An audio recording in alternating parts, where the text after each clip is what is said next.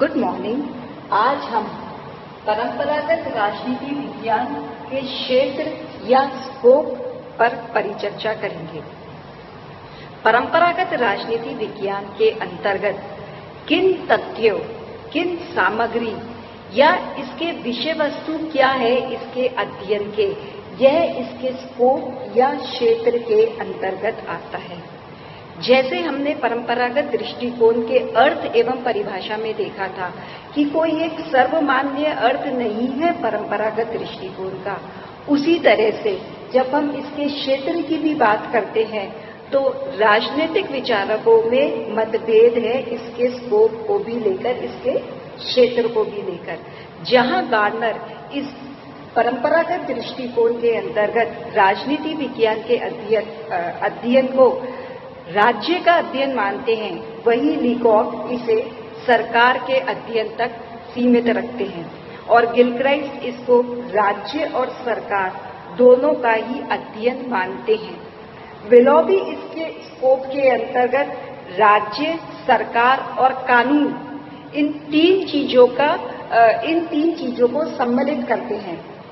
जो मैंने आपको बताया कि राजनीति विचारकों में मतभेद है इसके स्कोप या क्षेत्र को भी लेकर कि परंपरागत राजनीति विज्ञान का विषय वस्तु क्या होना चाहिए, किन विषयों को, किन टॉपिक्स को इसके अंतर्गत पढ़ा जाना चाहिए। इस मतभेद को देखते हुए यूनेस्को ने एक राजनीतिक सम्मेलन करा और यूनेस्को ने ये माना कि परंपरागत राजनीति विज्ञान के अंतर्गत राजनीति के सिद्धांत, राजनीतिक संस्थाएं, राजनीतिक दल, दबाव समूह, लोकमत एवं अंतर्राष्ट्रीय संबंधों का अध्ययन किया जाता है। अलग अलग विचारकों के एवं यूनेस्को द्वारा जो बताए गए हैं कि राजनीति विज्ञान के स्कोप या क्षेत्र के अंतर्गत क्या आता है, कुछ राजनीति विज्ञान स्पेशली जो परंपरागत राजनीति विज्ञान है उसके क्षेत्र के अंतर्गत क्या आता है, ये इसके कुछ मुख्य बिंदु हैं। अगर हम बात करें कि परंपरागत राजनीति विज्ञान के अंतर्गत सबसे पहले हम मानव का अध्ययन करते हैं। राजनीति विज्ञान जो है मानव का अध्ययन करता है, लेकिन मानव एक बहुआयामी पक्ष होते हैं और मानव के सारे पक्षों का अध्ययन करना राजनीति विज्ञान के लिए संभव नहीं है। तो राजनीति विज्ञान में मानव के राजनैतिक पक्ष का अध्ययन किया जाता है। वो पक्ष जो राज्य या राजनीतिक संस्थाओं से रिलेटेड होती है, उसका अध्ययन राजनीति विज्ञान के अंतर्गत किया जाता है। लास्की का तो मानना है कि राजनीति विज्ञान संगठित राज्यों के संदर्भ में मानव जीवन के अध्ययन से संबंधित है।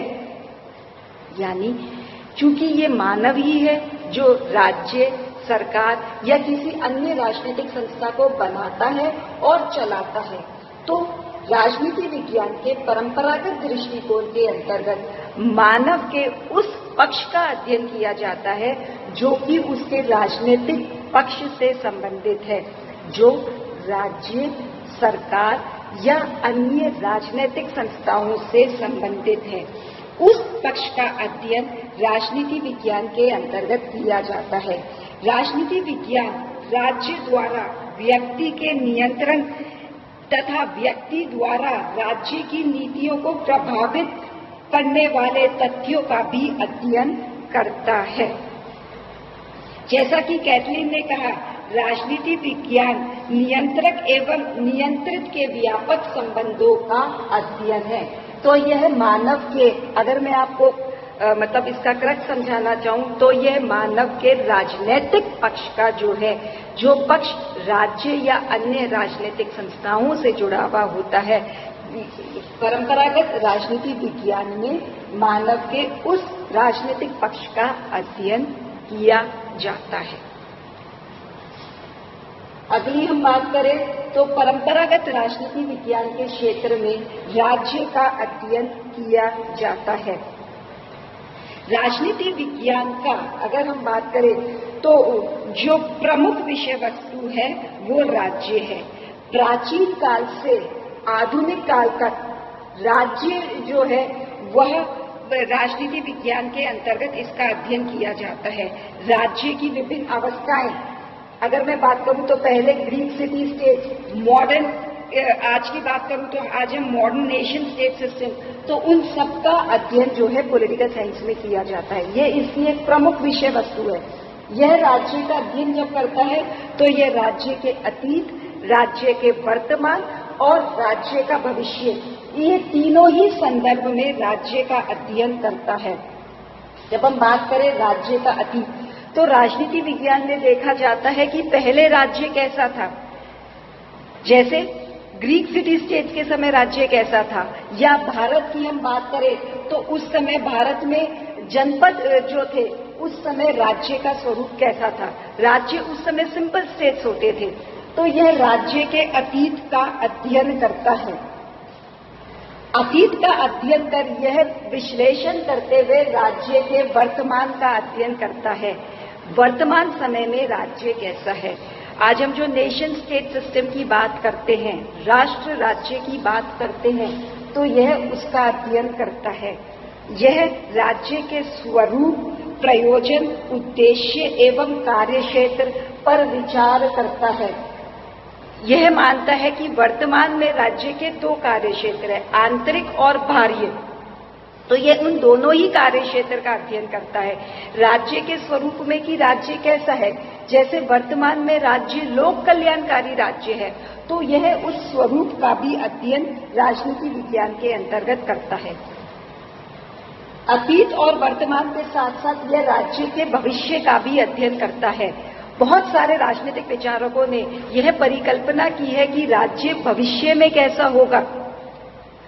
उन्होंने अपने अलग अलग विचारों के द्वारा राज्य का भविष्य बताने की कोशिश की है। तो यह जो है राज्य के भविष्य का अध्ययन करता है। हालांकि कुछ, जैसे समाजवादी विचारधारा की बात करें तो समाजवादी विचारधारा जो है राज्य के भविष्य में जो, अगर भविष्य की बात करें तो सारी जो आर्थिक शक्ति है राज्य में निहित करता है। अराजकतावादी विचारधारा की बात करें तो वो राज्य को पूरी तरह से हटाने की बात करता है। खैर, अलग अलग विचारधाराएं राज्य के भविष्य के बारे में अलग अलग बात करते हैं, लेकिन जहां तक अगर हम बात करें तो परंपरागत जो राजनीति विज्ञान है, परंपरागत दृष्टिकोण जो है राजनीति विज्ञान का, यह राज्य के अतीत, राज्य के वर्तमान एवं राज्य के भविष्य तीनों का अध्ययन अपने विषय वस्तु, अपने क्षेत्र के अंतर्गत सम्मिलित करता है। इसके अलावा परंपरागत दृष्टिकोण सरकार का अध्ययन करता है। राज्य को अगर कोई मूर्त रूप देता है तो वह सरकार देती है। परंपरागत दृष्टिकोण में सरकार का अध्ययन किया जाता है। लुई फिलिप्स ने तो यहां तक कहा था कि आई एम द स्टेट, कि मैं ही राज्य हूं। हालांकि ये ओवर एग्जेगरेटेड स्टेटमेंट था, लेकिन सरकार का अध्ययन राजनीति विज्ञान के विषय वस्तु का राजनीति विज्ञान का एक प्रमुख विषय वस्तु है। सरकार के अध्ययन के अंतर्गत राजनीति विज्ञान में पढ़ा जाता है कि सरकार राजतंत्रात्मक है, कुलीन तंत्रात्मक है, लोकतंत्रात्मक है, किस तरह की सरकार है।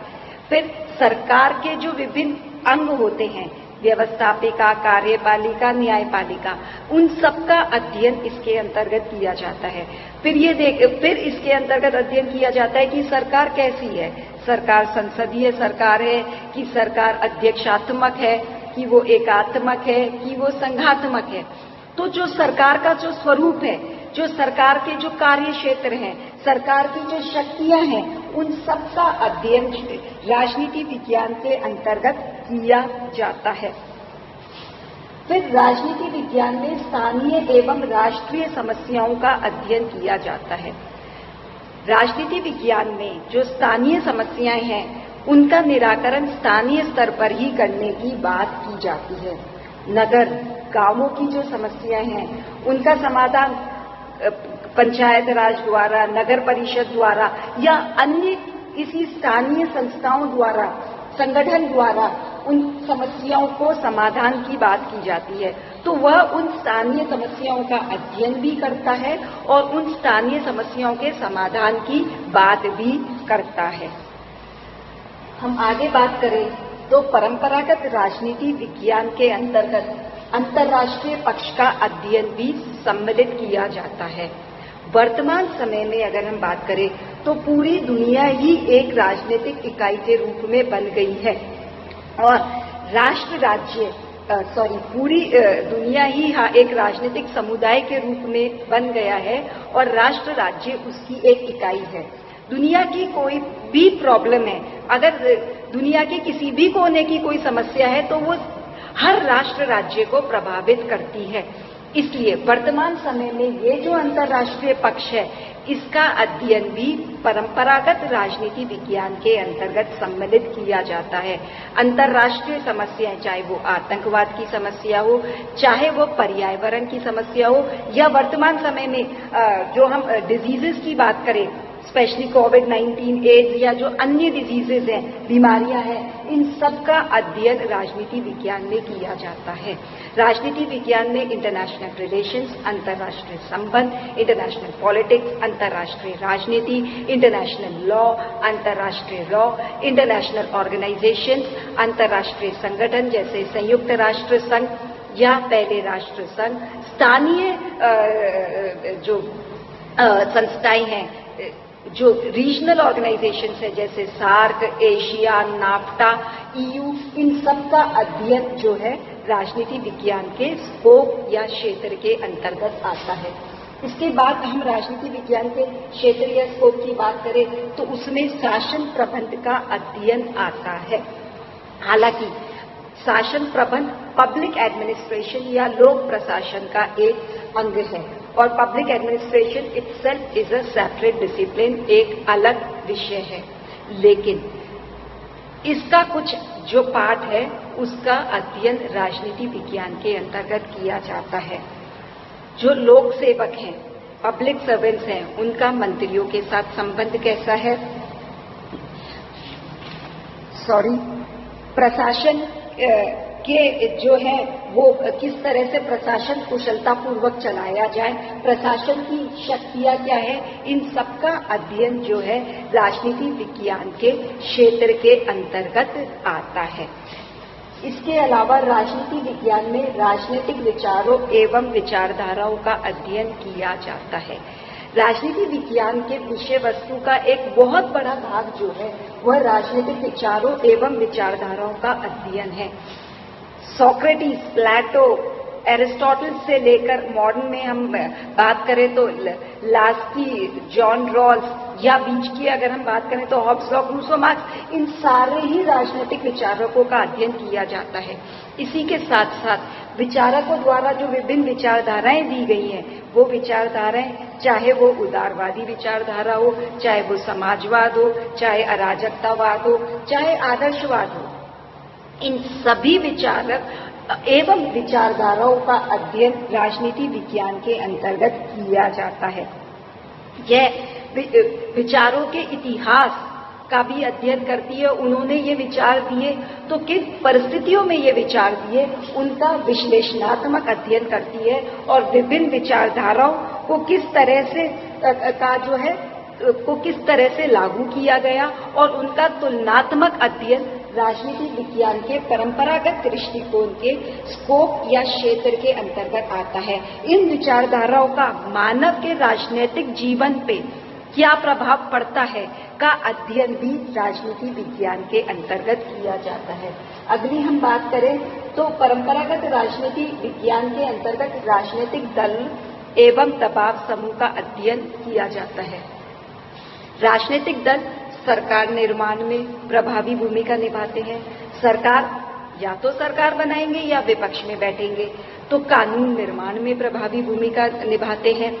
तो राजनीतिक दल, चूंकि ये राजनीतिक व्यवस्था के अंदर पॉलिटिकल जो राज्य है उसके अंदर एक प्रभावी भूमिका निभाते हैं, तो विभिन्न राजनीतिक दलों, उनकी कार्यप्रणाली, उनकी विचार, इनका अध्ययन भी किया जाता है। हालांकि दबाव समूह जो हैं वह प्रत्यक्ष रूप से राजनीति में पार्टिसिपेट नहीं करते, राजनीति में भागीदारी नहीं देते, लेकिन इन दबाव समूह का राजनीति पर, राज्य पर एक इम्पोर्टेंट रोल होता है इनकी राज्य की नीति निर्माण के लिए। तो परंपरागत राजनीति विज्ञान के अंतर्गत इन विभिन्न राजनीतिक दल एवं दबाव समूह का अध्ययन भी किया जाता है।